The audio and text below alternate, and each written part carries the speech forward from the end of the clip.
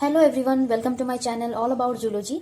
सो आज के इस वीडियो में हम पढ़ने वाले हैं ग्लिसरल 3 फॉस्फेट शटल सिस्टम के बारे में। हमें पता है जो शटल सिस्टम है वो दो तरह का होता है। एक मेलेट एस्पर्टेट शटल सिस्टम होता है और जिसके बारे में मैंने एक वीडियो बनाकर रखा हुआ है, जिसमें हम लोगों ने देखा था कि जो इलेक्ट्रॉन्स NADH से निकलता है वो साइटोप्लाज्म में या साइटोजोल में आप बोल सकते हो, वहाँ पर प्रेजेंट होता है। सो वहाँ से माइटोकॉन्ड्रिया के मैट्रिक्स के अंदर उसको मतलब ट्रांसपोर्ट किया जाता है, जिससे कि ऑक्सीडेटिव फॉस्फोराइलेशन का जो प्रोसेस हो वो चले। सो उसमें जो है शटल सिस्टम जो है मेलेट एस्पर्टेट शटल सिस्टम, वो हेल्प करता है इलेक्ट्रॉन को मैट्रिक्स तक लेके जाने में। सो उसी तरीके से जो ग्लिसरल 3 फॉस्फेट है वो भी इलेक्ट्रॉन को मैट्रिक्स तक लेके जाता है, बस थोड़ा प्रोसेस जो है वो मेलेट एस्पर्टेट शटल सिस्टम से अलग होता है। हम लोगों ने उस वीडियो में देखा था कि जो मेलेट एस्पर्टेट शटल सिस्टम है वो अपना एक एंजाइम कैरी करता है जिसका नाम होता है मेलेट डिहाइड्रोजिनेज। वो साइटोजोल में प्रेजेंट होता है, इसीलिए उसको साइटोजोलिक मेलेट डिहाइड्रोजिनेज कहा जाता है। और माइटोकॉन्ड्रिया में प्रेजेंट होता है, इसीलिए उसको माइटोकॉन्ड्रियल मेलेट डिहाइड्रोजिनेज कहा जाता है।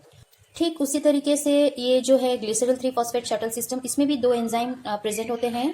साइटोजोल में प्रेजेंट होते हैं, इसीलिए साइटोजोलिक ग्लिसरल 3 फॉस्फेट डिहाइड्रोजिनेज है। और माइटोकॉन्ड्रिया में जो प्रेजेंट होते हैं उसको माइटोकॉन्ड्रियल ग्लिसरल 3 फॉस्फेट डिहाइड्रोजिनेज कहा जाता है। जो साइटोजोलिक ग्लिसरल 3 फॉस्फेट डिहाइड्रोजिनेज है उसका काम ये होता है, जो ग्लाइकोलाइसिस प्रोसेस से डाइहाइड्रोक्सी एसीटोन फॉस्फेट का जो फॉर्मेशन होता है उसको वो ग्लिसरल 3 फॉस्फेट में कन्वर्ट करता है। वही दूसरी तरफ जो है माइटोकॉन्ड्रियल ग्लिसरल 3 फॉस्फेट डिहाइड्रोजिनेज जो है वो क्या करता है, ग्लिसरल 3 फॉस्फेट को ऑक्सीडाइज करता है और जो इलेक्ट्रॉन बाहर आते हैं NADH से वो उसको क्या करता है, कोएंजाइम Q के पास ट्रांसफर करवाता है।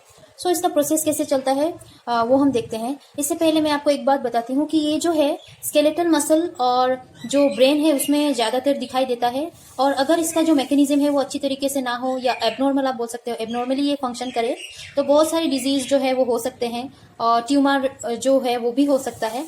सो ये भी पॉइंट आप याद रखिएगा। ओके, सो जैसे कि मैंने कहा ग्लाइकोलाइसिस में क्या होता है, glucose 6 phosphate, fructose 6 phosphate, again fructose 1,6 bisphosphate, again glyceraldehyde 3 phosphate और जो डाइहाइड्रोक्सी एसीटोन फॉस्फेट है वो फॉर्म होते हैं। फर्दर जो ग्लिसरल डिहाइड 3 फॉस्फेट है वो लास्ट में पायरुवेट को फॉर्म करता है। उसी तरफ जो है डाइहाइड्रोक्सी एसीटोन फॉस्फेट वो क्या करता है, ग्लिसरल 3 फॉस्फेट शटल में हेल्प करता है। किस तरीके से हेल्प करता है, जो डाइहाइड्रोक्सी एसीटोन फॉस्फेट है उसे क्या होता है कि वो जो साइटोजोल में प्रेजेंट होता है, सो शटल में हम जैसे कि मैंने पहले आपको बताया था, जो ग्लिसरल 3 फॉस्फेट शटल है उसमें दो तरह का एंजाइम प्रेजेंट होता है, साइटोजोलिक और माइटोकॉन्ड्रियल। सो ये जो कि साइटोजोल में प्रेजेंट है डाइहाइड्रोक्सी एसीटोन फॉस्फेट, वो साइटोजोलिक जो ग्लिसरल 3 फॉस्फेट डिहाइड्रोजिनेज एंजाइम है उसको क्या करेगा, ग्लिसरल 3 फॉस्फेट में कन्वर्ट करेगा।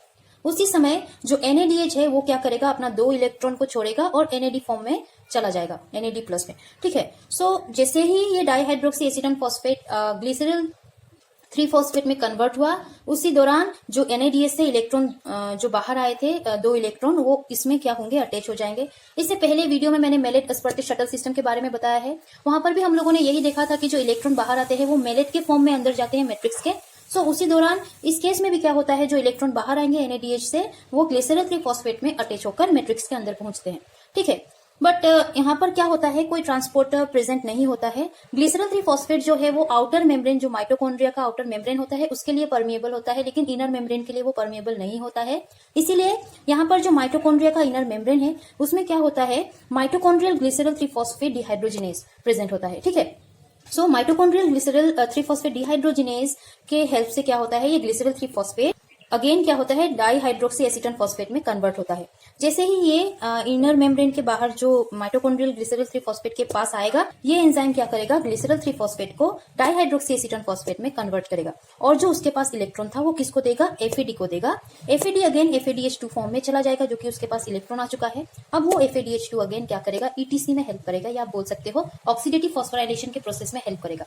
ऑक्सीडेटिव फॉस्फोराइलेशन कैसे होता है, मैंने एक वीडियो बनाया है, अगर आप लोगों ने नहीं देखा है तो देख सकते हो। उसमें क्या होता था कि जो FADH2 है वो अपना इलेक्ट्रॉन कॉम्प्लेक्स 2 को मतलब ट्रांसफर करता था, जो कि इनर मेम्ब्रेन में प्रेजेंट होता है, और कॉम्प्लेक्स 2 जो है वो क्या करता था, कोएंजाइम Q को ट्रांसफर करता था उस इलेक्ट्रॉन को, और कोएंजाइम Q अगेन कॉम्प्लेक्स 3 को एक्टिवेट करता था, या आप बोल सकते हो सुपर चार्ज जो है करता था, जिससे मैट्रिक्स के अंदर जो प्रोटॉन प्रेजेंट थे वो क्या होते थे, ऊपर की तरफ साइटोसोल में जाते थे। उस वीडियो को आप लोग देख सकते हो, उससे आप लोगों को क्लियर हो जाएगा। यहाँ पर जो ग्लिसरॉल 3 फॉस्फेट के पास इलेक्ट्रॉन था वो FAD को जो है ग्लिसरॉल 3 फॉस्फेट ने दे दिया, और FAD क्या हो गया, FADH2 में कन्वर्ट हो गया, जिससे क्या होगा कि ये अगेन कहाँ चला जाएगा, ETC में इन्वॉल्व हो जाएगा, और ETC को क्या करेगा, इलेक्ट्रॉन ट्रांसफर करेगा। ठीक है। उसी तरीके से क्या होता है, ये ग्लिसरॉल 3 फॉस्फेट शटल जो है ये चलता रहता है। ये अगेन डाइहाइड्रोक्सी एसीटोन से ग्लिसरॉल 3 फॉस्फेट में कन्वर्ट होगा, अगेन ये इलेक्ट्रॉन FAD को देगा, FADH2 में कन्वर्ट करेगा, अगेन ये माइटोकॉन्ड्रियल ग्लिसरॉल 3 फॉस्फेट के जरिए क्या होगा कि डाइहाइड्रोक्सी एसीटोन में कन्वर्ट होगा। इस तरीके से जो है ये जो है साइकिल चलता रहता है। I hope glycerol 3 phosphate shuttle system के बारे में आप लोगों को अच्छे से समझ आ चुका है। अगर ये वीडियो अच्छा लगे तो आप मेरे इस वीडियो को लाइक कीजिए और ज्यादा से ज्यादा शेयर कीजिए, और हाँ प्लीज सब्सक्राइब करना मत भूलिएगा। टिल देन पढ़ते रहिए। Take care and bye bye.